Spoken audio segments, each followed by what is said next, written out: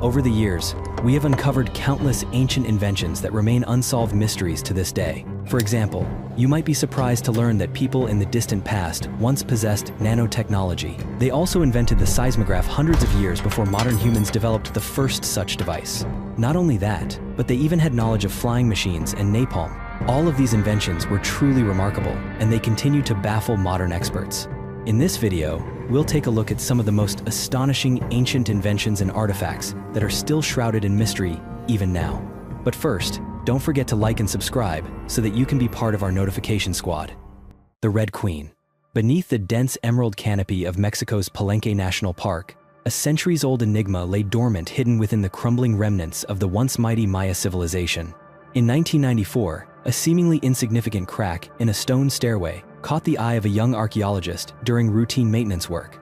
That narrow fissure was more than just a breach in ancient stonework. It was a gateway to one of the most astonishing archaeological discoveries of the century: the Tomb of the Red Queen, the final resting place of a mysterious Maya noblewoman. The Maya, known for their advanced astronomical knowledge, architectural brilliance, and highly stratified society, also held a profound reverence for death and its sacred rituals.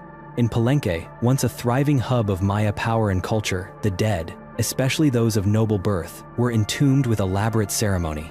Their graves became vaults, not only of treasure, but of unresolved mysteries. As Jimenez's flashlight pierced the still air of the narrow corridor, an ancient tension seemed to hang in the darkness, whispers of forgotten secrets suspended in time. The passage revealed by the crack led into a labyrinth of stone, culminating in a sequence of 3 chambers. 2 of them stood silent, bearing witness to rituals lost to memory. But it was the 3rd chamber that held the heart of the discovery. After painstaking work to breach the sealed threshold, Jimenez and her team were met with a scene of wonder: a perfectly preserved tomb, almost untouched by the march of time. At the center loomed a massive stone sarcophagus, nearly 8 feet long. The effort to open it stretched over 14 grueling hours, and inside lay the figure who had waited silently through the centuries: a noblewoman, adorned with jade and pearls, flanked by exquisite obsidian blades. Her resting place was drenched in vivid red, the result of ground cinnabar dusted over every surface. It was this striking hue that earned her the name, the Red Queen. Nearby, the remains of 2 sacrificed attendants, one a woman in her early 30s, the other a boy of around 11, added layers of solemnity and intrigue. The Red Queen, estimated to have been around 60 at the time of her death, was undoubtedly a figure of great status, likely from the ruling Maya elite of this ancient city. And yet, her true identity remains veiled in uncertainty. Was she a queen? A consort? A powerful high priestess? Was she linked by blood to the royal Maya lineage? That puzzle, etched into the fabric of history, continues to spark debate and scholarly pursuit to this day. Pavlopetri. Located in the Peloponnese region of southern Greece, the ancient city of Pavlopetri now lies about 4 meters beneath the sea. It is considered one of the oldest known underwater cities in the world, estimated to be nearly 5,000 years old, dating from around 2800 to 2000 BC. Rising sea levels, combined with 3 to 4 major earthquakes, caused Pavlopetri to sink beneath the waves around 1000 BC. Some believe that the city may have even inspired the legendary tale of Atlantis, the fabled lost city of myth. Pavlopetri was first discovered in 1967 by oceanographer Nicholas Fleming and was later surveyed by a team of archaeologists from the University of Cambridge. Their findings revealed a remarkably well-planned city, complete with straight roads, 2-story houses with gardens, and an incredibly complex water management system. In 2009, the University of Nottingham launched a 5-year underwater archaeological project using robotics, advanced graphics technology, and 3D sonar mapping to chart the entire site beneath the seabed. These efforts yielded results beyond expectations. Thousands of ancient artifacts were uncovered, offering invaluable insights into daily life in ancient Pavlopetri. Notably, archaeologists discovered ceramics dating back to the end of the Stone Age, suggesting that the city existed during the same era as the famous Greek epic, the Iliad. They also uncovered a monumental structure resembling a megaron, indicating that members of the elite may have once lived there.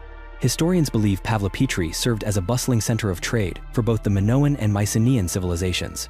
However, what remains of Pavlopetri today faces numerous threats. Pollution, wave erosion, tourism, and a lack of proper protection all pose serious risks to the ancient ruins. To this day, less than 1% of the ocean floor has been explored, and Pavlopetri continues to serve as a powerful source of inspiration for the enduring modern myth of Atlantis. The tomb of Qin Shi Huang. This is the tomb of Qin Shi Huang, the first emperor of the Qin dynasty, a ruler so powerful that his final resting place became an architectural marvel designed to replicate an entire city. Guarded by the legendary Terracotta Army, this tomb has fascinated historians and explorers for centuries, yet beneath its surface lies a story steeped in irony and enigma. The Qin dynasty, marking the dawn of imperial China around 220 BCE, was a turning point in history that unified the country under a singular, formidable regime. Emperor Qin Shi Huang, revered almost as a divine figure, commissioned a burial complex of unprecedented scale, a project that took 38 years to complete. The tomb's layout was conceived as a miniature version of Xianyang, the capital at the time, symbolizing his unyielding dominion, even in death. The mausoleum itself is a wonder, its sprawling necropolis and awe-inspiring terracotta army, each soldier uniquely crafted, stand eternal guard over their emperor. But beneath these visible marvels lies a tale laced with mystery and bitter irony. Chinese historian Sima Qian, writing roughly a century after Qin Shi Huang's reign, documented the tomb's construction and revealed that mercury was used to represent the rivers and seas of the emperor's empire. Ironically, this very element revered for its mystical properties is believed to have caused the emperor's death, as he consumed mercury-infused elixirs in his desperate pursuit of immortality. Sima Qian's writings also unveil chilling details about the tomb's lethal defenses traps designed to thwart would-be tomb robbers. Translated accounts speak of crossbows preloaded to fire and other concealed dangers, blending historical plausibility with legendary embellishment. These haunting features have kept speculation about the tomb alive for generations. Despite the allure of its secrets, most of the tomb remains unexcavated. Modern archaeologists proceed with great caution, not only due to the potential hazards, but also because current technology may be insufficient to preserve the fragile and invaluable artifacts hidden within. As a result, the tomb of Qin Shi Huang is now a UNESCO World Heritage Site, studied primarily from the surface and protected from invasive exploration. As we reflect on the colossal effort behind the Terracotta Army and the tomb's intricate defenses, one cannot help but wonder what other secrets lie sealed within this ancient marvel. The hidden chambers of the mausoleum may yet conceal untold treasures and forgotten stories of ancient China, a captivating mystery still waiting for the day it can be safely and fully revealed. The Sutton Hoo burial ship. In the shadows of World War II, on the verdant fields owned by Edith Pretty, stood two seemingly unremarkable mounds. Pretty, captivated by local folklore and ancient legends, granted permission to Basil Brown, a self-taught local archaeologist, to excavate the site. What he uncovered in 1938 would astonish the world. Brown's spade struck the ghostly remains of a great ship. Its wooden frame had long since decayed, leaving only a faint impression in the sandy soil. But this was no ordinary vessel. It was a royal burial ship, nearly 90 feet in length, serving as the final resting place of an Anglo-Saxon king. Within the hull of the ship lay a treasure trove of such exquisite craftsmanship and diversity that it challenged everything historians thought they knew about the so-called Dark Ages. Among the artifacts was a delicately shaped lyre, evoking the soft strains of music that once echoed through a mead hall, a sword and shield, emblems of power and protection, and a Byzantine silver dish, evidence of a world connected through trade and diplomacy far beyond England's shores. Amid these treasures, the Sutton Hoo purse lid stood out in particular. Modern historians have hailed it as one of the most remarkable creations of the early medieval period. Its intricate gold inlays and finely wrought details revealed a society steeped in artistry and cultural sophistication. The discovery of the ship, along with two Anglo-Saxon cemeteries dating back to the 6th century, opened a window into a period once dismissed as a historical void. Today, scholars believe that the individual buried within the ship was of immense importance. Radwald, King of East Anglia, is the leading candidate for this magnificent tomb. The implications of the Sutton Hoo burial ship are profound. It confirmed that Anglo-Saxon activity in Britain during this era was vibrant and culturally rich. Basil Brown's discovery has fundamentally reshaped how historians view early medieval Europe. Meteoric Kris, the legendary heritage of Indonesia. Indonesia's legendary heritage is woven into the intricate patterns of the kris, a traditional sword whose blade ripples like a serpent.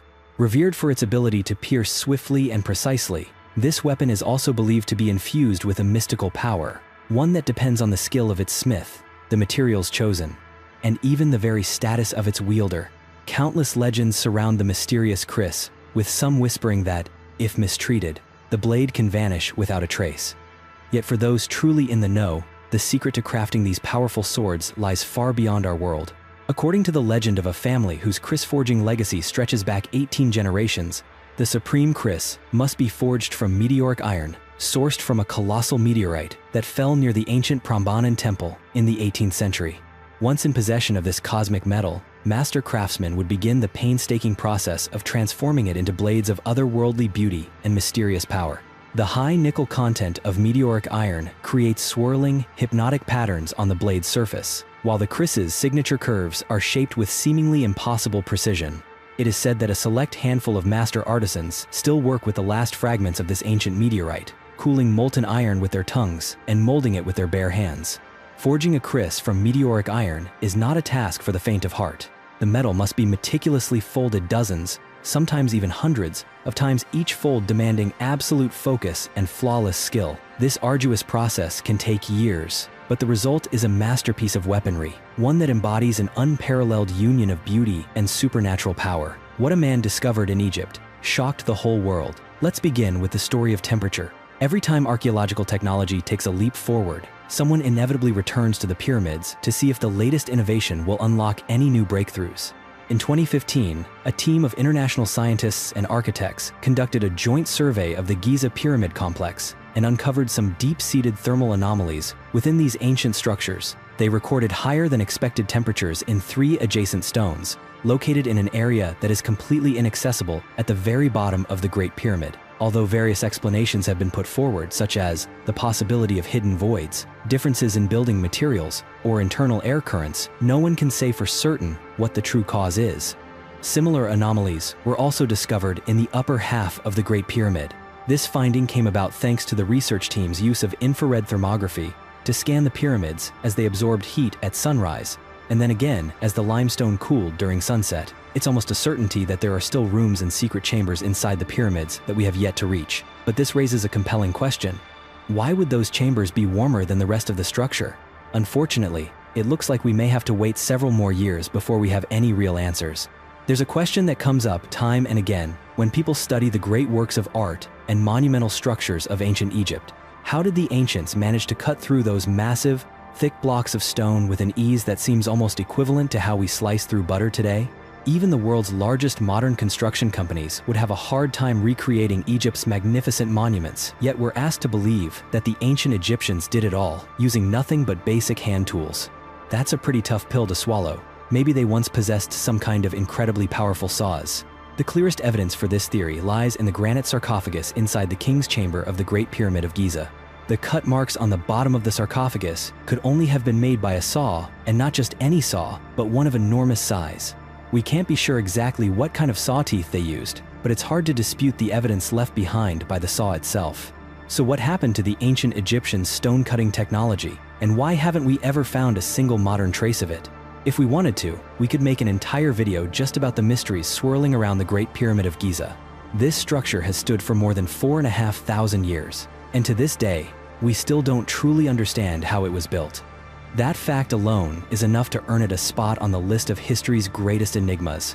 But there's another mystery that only came to light in 2017.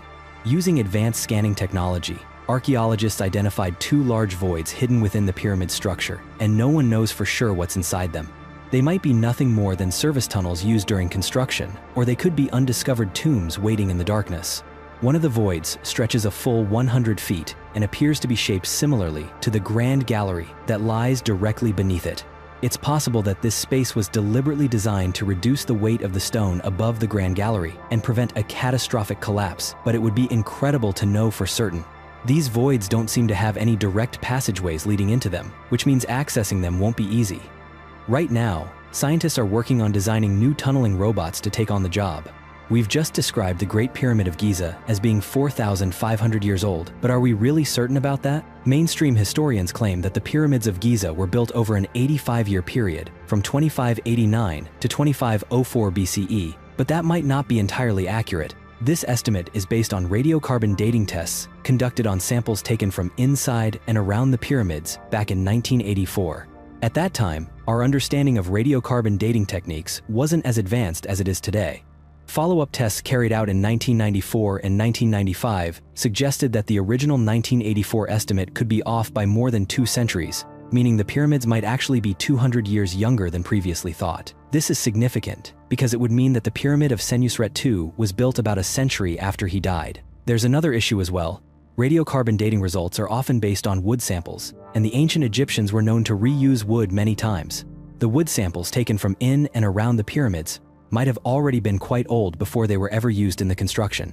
History books will still tell you that 4,500 years is about as close as we can get to the true age of the pyramids, but in reality, the number might be much closer to 4,000 years. We've already discussed the idea that there are voids and anomalies inside the Great Pyramid of Giza. Here's the clearest evidence yet that those voids might actually be secret chambers. In September 2020, explorers identified 2 hidden doors inside the pyramid.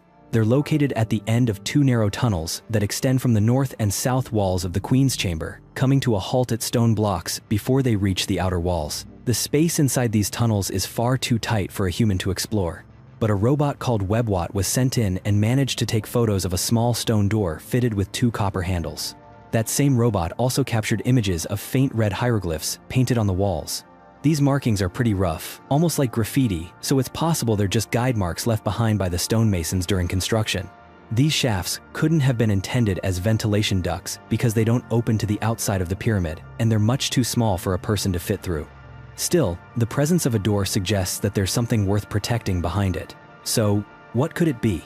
There's a theory you've probably heard countless times before. In fact, it's been repeated so often that many people accept it as fact, even though the actual evidence is pretty thin. Back in the 1980s, the Egyptologist Robert Bauval claimed that the 3 pyramids at Giza were perfectly aligned with the 3 stars that make up Orion's belt in the night sky.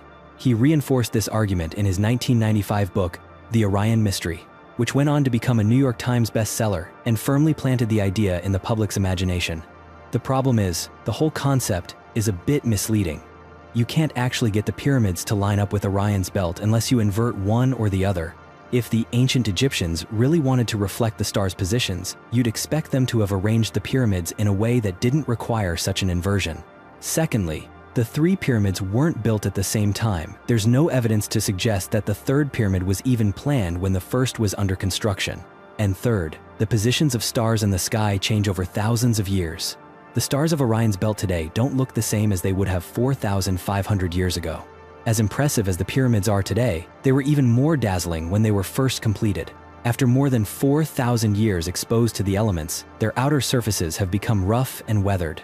But when they were newly built, the pyramids boasted an exterior shell so polished and radiant that they seemed almost to be made of glass. According to Egyptologist Jacqueline Williamson of Harvard University, the outer casing stones of the pyramids were meticulously polished using abrasive materials like fine sand, sandstone, and even brick to create an incredibly smooth finish. At midday, when the sun was at its highest, the pyramids would have glistened and sparkled as if they were glowing.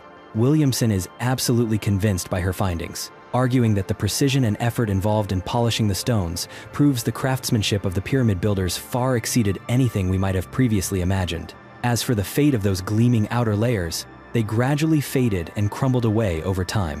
However, some of the casing stones were stripped off centuries ago and repurposed for other construction projects, accelerating their decline even further. We know from Egyptian historical records that the Benben stone was once believed to possess supernatural powers. It was originally housed in the Temple of Ra at Heliopolis and was the very first place to greet the morning sun's rays each day. The original stone has long been lost to history, but it inspired the design of many statues and sculptures that still exist in Egypt today, including the capstones that once adorned the famous pyramids. The stone is thought to symbolize the phoenix, an important creature in Egyptian mythology because of its power to conquer death and be reborn. Some historians believe that Benben represents the seed of the phoenix, since in the language used at the time the Temple of Ra was built thousands of years ago, the word carried a meaning close to fertilization. According to one legend, Benben was the mound that rose from the chaotic waters of Nun when the great god Atum created the world. If you've ever heard references to the Stone of Destiny in folklore, those stories are actually about this mystical stone. These days, you're not allowed to climb the pyramids, but back in the late 19th century, there were no such rules in place. The British inventor and explorer Sir William Siemens once decided to scale the summit of the Great Pyramid. When he reached the top, he felt a tingling sensation in his fingertips that quickly spread throughout his hands. Just a few minutes later, as he raised a glass of celebratory wine and took a sip from a metal cup, he was instantly shocked the moment his lips touched the rim. Ever since then, rumors have swirled that the pyramid is somehow capable of generating energy. Beneath the Giza Plateau, there are underground water channels carrying high volumes of water. The movement of this water produces piezoelectricity, and that current might then be channeled up through the pyramid all the way to its tip. Many fringe theorists have suggested that the pyramids were actually ancient power plants, but as far as we know, the ancient Egyptians had no understanding of electricity whatsoever. It's hard to imagine that they ever intended to harness piezoelectric energy for their monumental works, even if they may have sensed some kind of mysterious force at play. Still, it's strange how well this system seems to operate. There's a popular theory that a fourth pyramid once stood on the Giza Plateau. For the longest time, no archaeological evidence could be found for this elusive pyramid, but perhaps the mysterious staircase recently uncovered is the first real sign of its existence. This staircase plunges deep into the desert floor and may once have belonged to the lost pyramid's basement. It's an astonishing feat of engineering. The stairs cut straight down through layers of limestone, opening up a hidden world beneath the plateau that nobody knew existed until 2018. Access to the site is tightly controlled because it sits on military land, but a handful of lucky archaeologists have been granted supervised entry to explore it. Amazingly, the lowest point of the underground chamber sits 125 feet beneath the surface, and the entire space is submerged in water. Below, you'll find meticulously carved niches in the rock, each one housing black basalt and granite sarcophagi. All of the sarcophagi have been opened, a clear sign that ancient tomb raiders broke in long ago. The ancient historian Herodotus once wrote that Egyptian priests created underground chambers during the construction of Memphis, and it appears the same thing happened at Giza. It's as if there's an entire secret city lying hidden beneath the plateau. In addition to the fields we've already mentioned, the ancient Egyptians were also far ahead of every other culture of their era when it came to art and craftsmanship. To prove it, just look at the 27 regal statues of Sekhmet, the lion-faced Egyptian goddess of war. These statues were discovered at the site of the Temple of Amenhotep III on the west bank of Luxor. Every single one is carved from black granite, a material that is notoriously difficult to work with, and surely must have been chosen for a special reason. Most of the statues stand over 6 feet tall, though there are a few smaller ones that show the goddess seated on a throne, holding the Egyptian symbol of life in her left hand. The temple itself is a massive complex, covering nearly 4 million square feet, which is about the same as 65 American football fields. Archaeologists believe that most of the temple was destroyed by an earthquake around 3,200 years ago. Excavations are still ongoing at the site, so it's very possible that more statues and artifacts have yet to be uncovered. You probably wouldn't expect to find early Christian symbols among the countless ancient Egyptian relics. But what are we to make of a discovery announced in Egypt in September 2020? In the ancient city of Oxyrhynchus, archaeologists uncovered, inside a tomb thought to belong to a writer or artist from the 6th century, a painting that many believe to be the oldest surviving depiction of Jesus. The painting is badly faded, but thanks to being covered with a thin layer of material, some of its details have been preserved from the harsh sunlight. It depicts a young man with curly hair, his hands raised as if giving a blessing. If this artifact can be confirmed as dating to the 6th century, it would belong to the earliest days of Christianity and the Coptic period. The wall where the painting was found is covered with ancient inscriptions that have yet to be translated. If, one day, those inscriptions can be deciphered, it's hoped they will confirm what researchers currently suspect about the painting. The tomb itself is now badly damaged and weathered, with only a single main chamber and some worn steps remaining. So the fact that the painting survived at all is nearly miraculous. There are always important things you want to keep a spare of. Maybe a spare wallet, a backup phone, or a spare tire for your car. But what about a spare head? As strange as it sounds, that's actually one theory for why so many ancient Egyptian tombs contain sculpted human heads with distinct features, almost perfectly mimicking the faces of the deceased. The ancient Egyptians believed that the dead would be reborn in the afterlife once they had been buried. But if the departed suffered a serious head injury or lost their head, they would need another one to complete the rebirth. So far, 30 such heads have been found, with the oldest dating back to the reign of Snefru in 2613 BCE. While each head features a unique face, the hair is always cut close, and traces of vivid red paint can still be seen on many of them. By tradition, funerary statues were usually placed above ground, so the fact that these reserve heads were buried deep underground is particularly unusual. The spare head idea is just a theory, but right now, it's the best explanation we have. Did the ancient Egyptians understand the basic principles of electric lighting? The answer is almost certainly no, but that still doesn't mean we've solved every mystery surrounding the Dendera relief. You can find this particular carving in the underground chamber of the Temple of Hathor at Dendera. Most people call it the Dendera light, because the massive objects being held up by the figures in the relief really do look like giant light bulbs. In the middle of each one, there's something that resembles a filament, and at both ends, there are lines that look like electrical wires trailing out. For conspiracy theorists, this is yet another piece of evidence that the Egyptians possessed technology far ahead of their time. Egyptologists, however, believe that the carvings simply depict serpents being carried on lotus leaves. Most of us would tend to side with the researchers rather than the light bulb enthusiasts, but it's still worth pointing out that this exact arrangement of serpents and lotus leaves doesn't show up in any other known ancient Egyptian carvings. One of the strangest ancient Egyptian discoveries isn't even in Egypt anymore. It's currently on display at the National Museum of Antiquities in Leiden, where it's been kept since 1828. The discovery in question is a 10-foot-long mummified crocodile, inside which are the mummified remains of 47 baby crocodiles. The real surprise is that museum staff didn't realize those 47 baby crocodiles were there until 2016, when modern 3D imaging technology revealed their presence. To make things even stranger, scientists also discovered a smaller adult crocodile inside the larger one. This unique mummy was created about 2,500 years ago. Historians believe it was an offering to the Egyptian god Sobek, who was depicted with a human body and the head of a crocodile. As for what the creators of this rather bizarre mummy hope to gain from Sobek, that remains a mystery, but there's no doubt they invested a huge amount of effort in it. Nabta Playa in Egypt is one of the harshest environments on Earth, so dry and hot that hardly anything can survive there now. Thousands of years ago, though, it was a different story, and that's when the site's mysterious stone circle was constructed. If you think Stonehenge in England is impressive, you should compare its age and complexity to the stones at Nabta Playa. When these stones were set in place 7,500 years ago, the area was home to a lake and grasslands, making it a suitable spot for tribes to raise livestock and settle down for a time.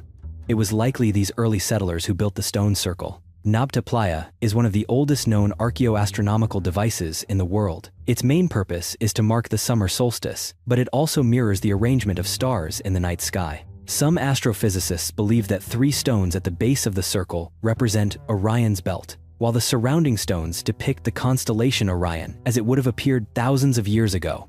Few things excite Egyptologists more than the discovery of a previously unknown king or queen. While such finds are no longer as common as they were a century ago, they do still happen from time to time. One example is the tomb of Queen Khentkaus III, which was discovered at the end of 2014. Before this tomb came to light, historians had no idea that a queen by that name had ever existed. The tomb was excavated at Abu Sir and is estimated to be around 4,500 years old. It's possible that Khentkaus was the wife of Pharaoh Neferkare, or perhaps even his mother, since her tomb was found within his funerary complex. Although we can't say for sure what the exact relationship was, there is clearly a strong connection between them. Most likely, Queen Khentkaus III lived right at the time when Egypt's very first pyramids were being constructed, a period that still remains one of the greatest mysteries in history. The more tombs like this we find, the closer we get to unlocking the secrets of Egypt's pyramids. There's one ancient Egyptian discovery that everyone should know about: the Rosetta Stone. Not only is it one of the most important Egyptian finds of all time, it also marks a major milestone in the entire history of archaeology. The inscriptions carved into this stone open the door for us to understand the hieroglyphs of the ancient Egyptians and finally begin to unravel their mysterious culture. The stone was created by order of Ptolemy V in 196 BCE. To assert his absolute authority, he had a grand proclamation inscribed in both Greek and ancient Egyptian hieroglyphs, ensuring that everyone would be able to read it. By the time the stone was rediscovered in 1799, people already knew how to read ancient Greek. Because the content was the same in both languages, scholars were able to decipher Egyptian hieroglyphs by comparing them to the Greek text. Today, this priceless artifact is housed in the British Museum. Though there is a growing movement arguing that it should be returned to Egypt, if you've spent most of your life loving someone, it's only natural to want to be buried together after you're gone. Apparently, the ancient Egyptians sometimes took that idea even further. In April 2019, archaeologists working at the Quesna Cemetery uncovered a 5,000-year-old limestone coffin containing 2 mummies buried one on top of the other. The The coffin is incredibly cramped, less than 2 meters long and less than 60 centimeters wide. Unfortunately, the mummies are in such poor condition that it's unlikely we'll ever learn much about their identities. Still, many believe there was a romantic connection between the two. There have been other discoveries of mummies stacked atop each other in burial pits or cemeteries, but in all those cases, each body had its own coffin. Here, for the first and only time, two people were placed together in a single, narrow coffin. It might have been done simply to save space, but that explanation doesn't seem very likely. Another rare ancient Egyptian burial discovery was recorded in 2013 when archaeologists excavating the Akhetaten cemetery uncovered two 3,300-year-old skeletons, both wearing copper alloy toe rings. This was the first and only time such rings have ever been found with the remains of ancient Egyptians. Experts believe the rings were worn while the individuals were still alive, rather than being added as part of the burial process. However, it's still unclear whether these rings were simply decorative or held some magical significance. Scientific analysis revealed the identity of one of the two, a man who died around the age of 40 and who, during his life, suffered a severe fracture to his foot as well as his femur. It's possible that, in ancient times, people believed the ring possessed healing powers. However, no similar injury was found on the other skeleton. To fully understand the significance of these toe rings, we would need to find more skeletons or mummies with similar rings, but so far, that hasn't happened. If you were a magician in ancient Egypt, you'd probably carry around something like this so-called Handbook of Ritual Power. This 1,300-year-old manuscript is actually a handwritten codex in the Coptic language, but it took researchers in Australia years to digitize and translate, only completing the work in late 2014. The book contains all kinds of spells and rituals, covering everything from love, charms, and success in business to cures for serious illnesses and even incantations meant to enchant someone by driving nails into their doorframe. Egypt was largely a Christian country in the 7th and 8th centuries, which is reflected in the repeated references to Jesus found throughout the text.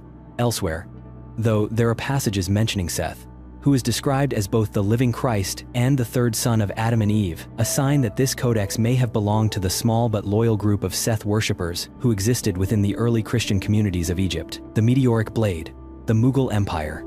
The Mughal Empire, a once vast civilization that stretched across much of India, was ruled some 400 years ago by Emperor Jahangir.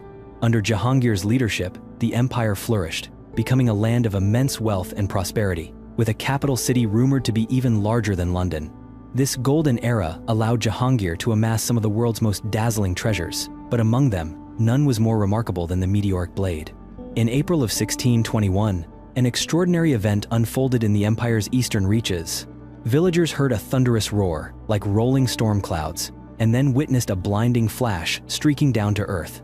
When they arrived at the site, they found a scorched area with a radius of 25 feet, utterly devoid of life or vegetation.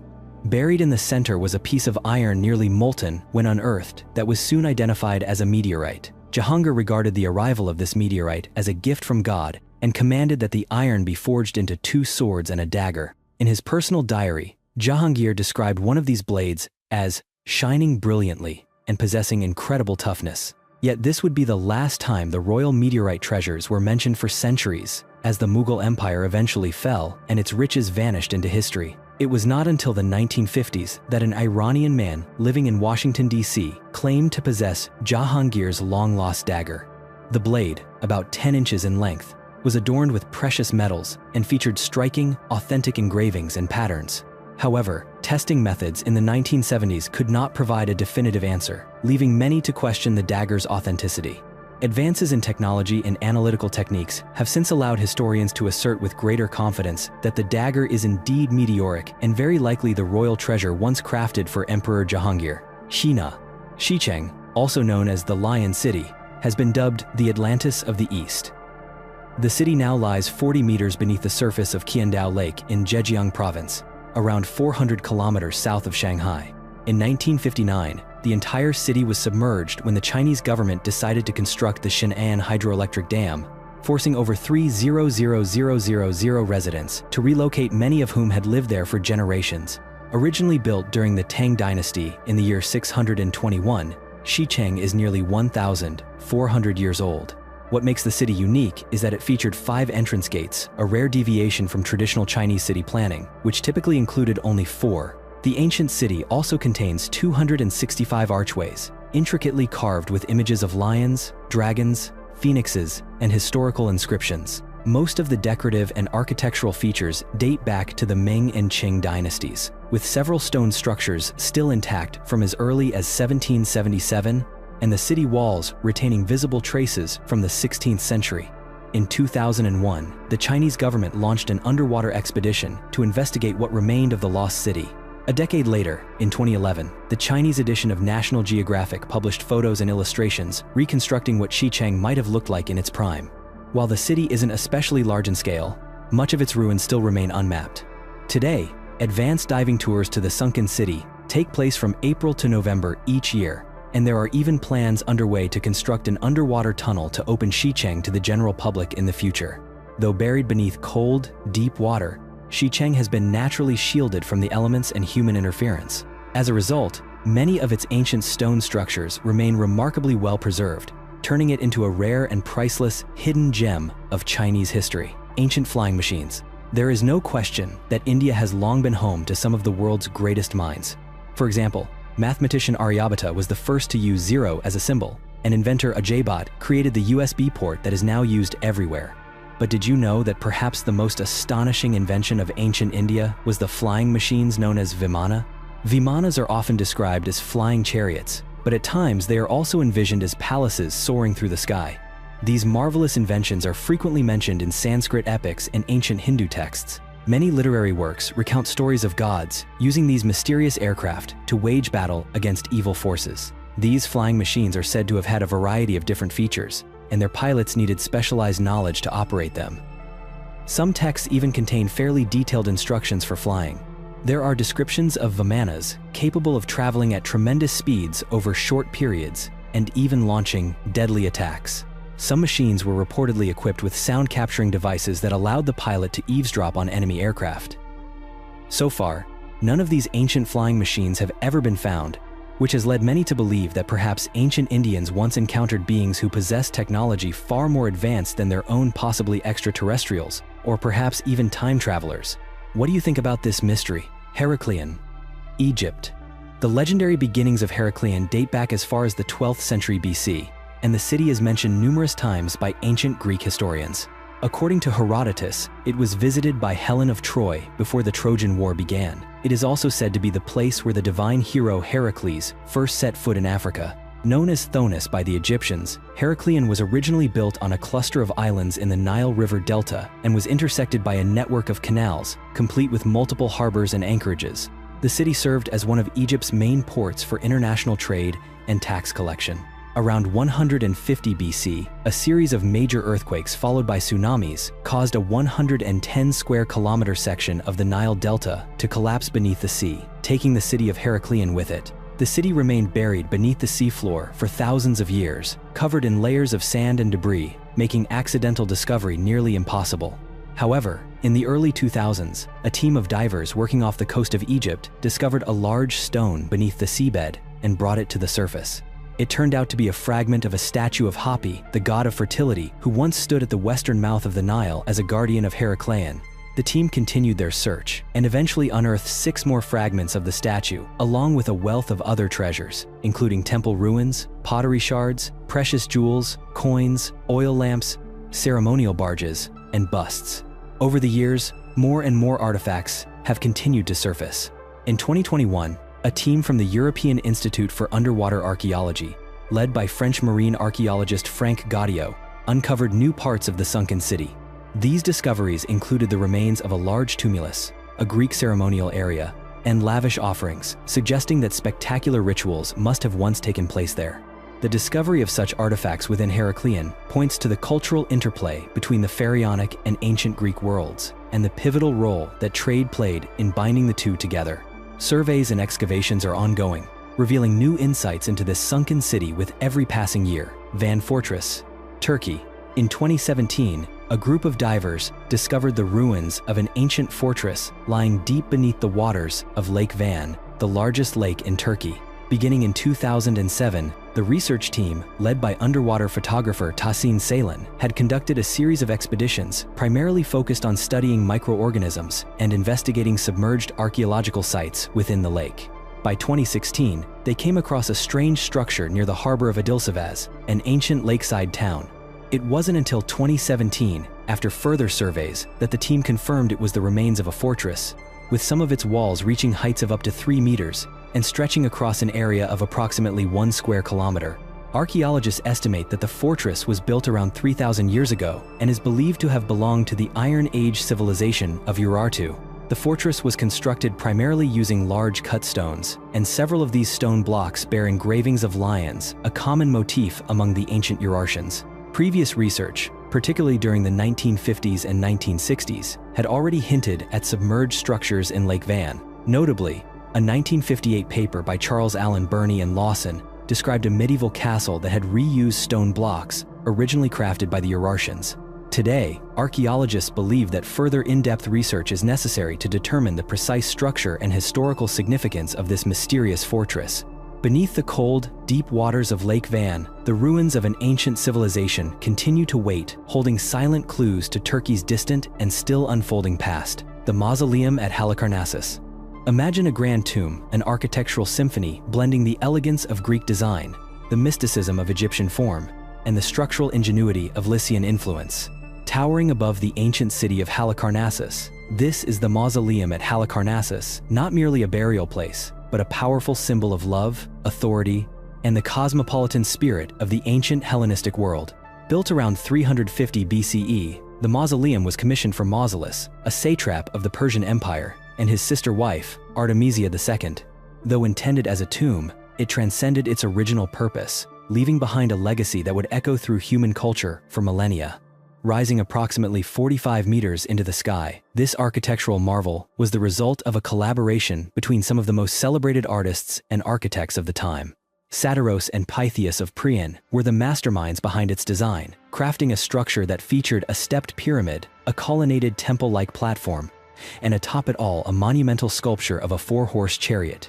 Each side of the mausoleum served as a canvas for one of 4 legendary sculptors, Scopas, Leochares, Timotheus, and Bryaxis.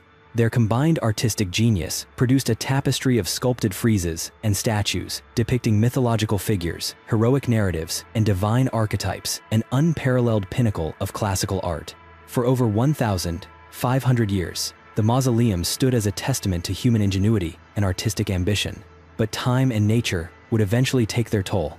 A series of devastating earthquakes reduced the once mighty structure to ruins, transforming it from a wonder of the ancient world into an archaeological relic.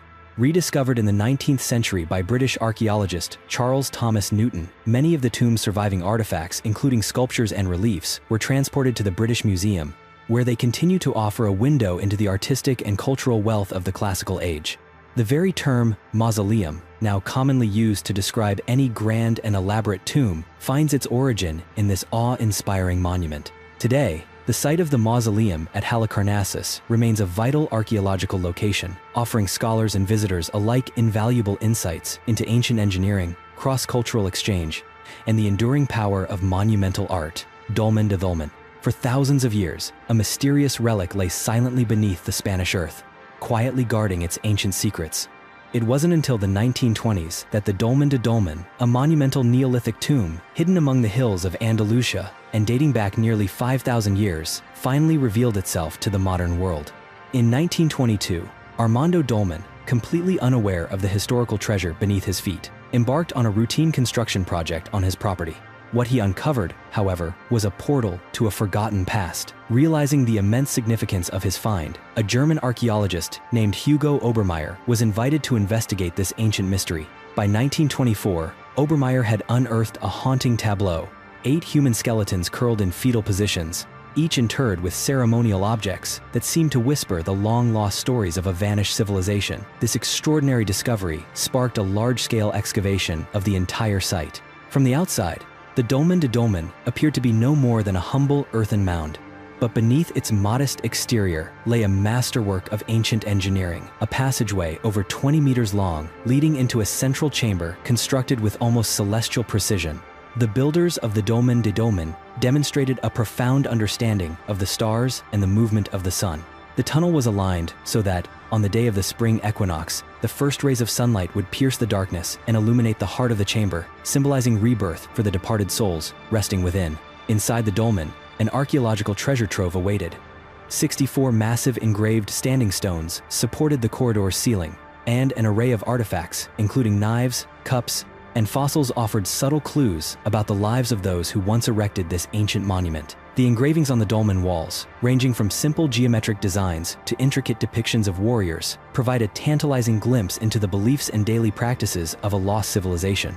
Historians and scientists continue working to decode the connection between these carvings and the individuals buried there, while spectroscopy analyses have revealed traces of pigment suggesting that these stone walls once formed a vivid gallery of prehistoric rock art.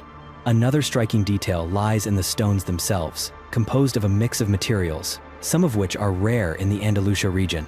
This points to a wide-reaching trade network, hinting at the societal complexity and connectivity of this ancient culture. After 9 years of continuous restoration, the Dolmen de Dolmen has been designated a national monument of Spain. Ongoing archaeological research continues to peel back the layers of time, promising to unveil more about the 8 individuals laid to rest here and the mysterious civilization to which they once belonged.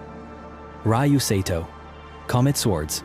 For centuries, Japanese swordsmiths have earned worldwide renown for their unparalleled skill in forging exceptional blades. Among these masters was Okeyoshi Kinmune, who, at the close of the 19th century, received a most unusual commission from the famed samurai Inamoto Takayaki. The story goes that many years earlier, a farmer in the Hokuriku region had accidentally unearthed a strange stone while digging for sweet potatoes. He used it as a simple weight during the harvest, unaware that it was, in fact, a fragment of a meteorite. Eventually, government geologists confirmed its cosmic origins, and Inamoto Takayaki acquired the stone, entrusting Okeyoshi with the task of forging 5 swords from this otherworldly material. These blades would later become known as Ryu Sato, the Comet swords. Okeyoshi faced a daunting challenge in crafting the Ryu Sato swords. The meteoric iron contained a much higher nickel content than traditional materials, making the forging process exponentially more difficult. To achieve the desired quality, the metal had to be heated to unusually high temperatures. Still, with unwavering dedication and masterful skill, Okeyoshi poured his heart and soul into the project, laboring for 3 years to complete these extraordinary swords. Inamoto Takayaki once claimed that the Ryu Sato blades were exceptional cutting weapons, but military historians held a different view. The unique alloy composition made them less effective in combat compared to traditional samurai swords. Nevertheless, the Ryu Sato swords remain mesmerizing works of art, each marked by distinctive tempering patterns that set them apart from all others. Some of the swords were gifted to powerful allies, while others found their way into private collections. Today, 4 of the 5 Ryu Sato swords are housed in museums or universities. Historians continue to hope that one day, the 5th and final sword will be discovered, completing this priceless collection. Chinese meteoric axe heads. Another significant discovery demonstrating the ironworking capabilities of pre-Iron Age civilizations is that of 2 ancient Chinese axe heads, dating back to around 1000 BC. Believed to have been crafted during the Zhou dynasty, these 2 artifacts consist of a broad axe and a dagger axe. Both were unearthed in the early 1932 and are now displayed at the Smithsonian Institution. The broad axe features a bronze tang and the rusted remains of an iron blade, adorned with a few simple decorative patterns. The dagger axe, on the other hand, has a bronze blade that was once fitted with an iron tip, remnants of which are still attached. These pieces are prime examples of Bronze Age engineering in China, thanks to their combination of different metals and the use of the casting-on technique for joining them. Most notably, the iron blades of these weapons are meteoric in origin. While axes were not uncommon as weapons in China during this period, these 2 meteoric axe heads remain the only known examples of their kind, showcasing the remarkable skill of ancient Chinese craftsmen. Some scholars suggest that, due to the extreme scarcity of iron at the time, the 2 axes were likely made for ceremonial purposes rather than practical use in battle. Today, though both axe heads have decayed and are nearly unrecognizable as weapons, they still stand as powerful evidence of humanity's earliest attempts at ironworking and our initial understanding of the unique properties of different metals. The living stones of Sacsayhuaman. Located on the outskirts of Cusco, Peru, stands the monumental fortress complex of Sacsayhuaman. The Incas built this structure using dry stone wall techniques in the 15th century. At first glance, you might think there's nothing particularly special here, but if you look closer, you'll quickly realize the wonder of their construction methods. The stone walls of Sacsayhuaman were made from massive boulders weighing up to 200 tons each. Every stone was stacked on top of one another to form towering walls, with each edge cut and fitted so precisely that it's almost impossible to believe, given the technological limitations of their era. Experts estimate that it would have taken more than 20,000 people just to extract these stones from nearby quarries and transport them across 20 kilometers up the hills to the city of Cusco. Some suggest that the Incas might have painstakingly pounded and shaped each rock for countless hours until they achieved the exact form they needed. The entire site is regarded as both an architectural and historical marvel. Despite many years of research and countless attempts to uncover how the Incas managed to cut and assemble these stone walls, the answer remains a mystery to this day. The ruins of the Yangshan Quarry.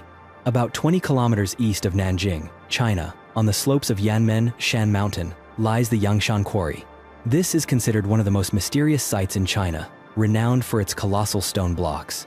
In 1405 AD, the son of the Ming Emperor ordered the construction of an enormous commemorative stele for the Ming Shaoling Mausoleum. He chose the massive stones from this quarry as building materials. However, during the process of cutting and transporting the stones, workers realized that the blocks they were extracting were far too large to ever complete the monument. Ultimately, the project was abandoned, leaving behind gigantic rocks with unfinished cut marks. What continues to baffle archaeologists is how people of the past believed they could cut and move stone blocks over 70 meters high and weighing more than 3,000,000 tons. For comparison, the largest monolith ever known in history is the Thunderstone in Russia, which weighs about 1,250 tons. Despite the failure of the Stele project, a great number of massive stones were still removed from the quarry. No one knows exactly how people of that era accomplished this feat. Some suggest that perhaps the workers were aided by something out of the ordinary. It is especially remarkable that, although ancient Chinese were famous for meticulously recording everything, almost no documentation remains regarding this mysterious, unfinished project. The disc that might be an ancient typewriter. This elaborate clay disc is called the Phaistos disc, dating back to the Middle or Late Minoan Bronze Age, around 4,000 years ago. This mysterious artifact was discovered in 1908 at the Minoan Palace of Phaistos, and ever since, it has continued to fascinate researchers. The process of crafting the disc itself is a mystery. Experts believe that ancient people used stamps or metal molds to imprint symbols onto the surface of the disc. After the designs were stamped, the disc was baked at a very high temperature, fusing the material and the symbols together. This method was extremely unusual, not appearing elsewhere until about 600 years ago, which means the Phaistos disc was far ahead of its time. Each symbol on the disc was individually stamped, implying that over 200 different metal molds had to be created. This has led researchers to believe that there must have been other discs produced, but so far, not a single similar disc has been found in the area. Moreover, no metal molds with such strange symbols have ever been discovered at the site. Many experts remain uncertain about the disc's true purpose. Some suggest it was an ancient typewriter, while others believe it contains a song, a poem, or some kind of ritual. The only thing we know for sure is that the disc originated on Crete and is written in a version of the ancient Minoan language, dating from about 1850 to 1550 BC. However, it may be a very long time before we can truly decipher the meaning behind those mysterious symbols. The magical sunstone. The Vikings were not only famous as fierce warriors, but were also known as remarkable seafarers. Recently, researchers discovered that the Vikings may have been aided by a mystical stone capable of revealing the sun's position regardless of cloud cover or darkness. This stone is called a solar stone, or sunstone, in ancient Norse legends, and for many years, it was believed to be nothing more than a myth. But in 2010, a crystal was found in a shipwreck off the Channel Islands. This sunstone was made of calcite, a mineral capable of detecting sunlight even in overcast or foggy conditions. Thanks to the sunstone and the sun compass, the Vikings could navigate the ocean with extraordinary accuracy, even in darkness. Today, scientists can explain the properties behind this stone, but to people of the past, the sunstone was truly a magical object, the lost treasure of Greek fire. Regarded as one of the most dangerous and destructive weapons ever created, Greek fire was an extremely secret incendiary compound whose formula was known to only a select few. This flamethrower-like weapon was once used by the Byzantine Empire to defeat their enemies, even at sea. It was said that even underwater, this weapon could still set foes ablaze. Unsurprisingly, this weapon is credited as a decisive factor in the Byzantine success during naval battles. For this reason, the formula for this deadly substance was passed down only to a handful of people. Many have tried to recreate this weapon, but to this day, no one has managed to replicate Greek fire with the same terrifying effectiveness. Historical records state that the fire produced by this weapon could cling not only to wood, but also to human flesh, and it could not be extinguished with water, meaning it became even more dangerous in sea combat. Even more strangely, despite their enemies managing to discover some of the ingredients for Greek fire, they still could not reproduce it precisely. They tried various methods to determine its properties and manufacturing process, but none were successful. Modern researchers believe the secret lay in a petroleum-based liquid. However, the method for making Greek fire was never recorded, and perhaps this secret died along with the fall of the Byzantine Empire. There are certainly countless mysterious inventions from the ancient world that we still cannot explain to this day. Which ancient technology impressed you the most? Share your thoughts in the comments below. Don't forget to check out the other fascinating videos showing up on your screen right now, and I'll see you in the next video. Take care, everyone.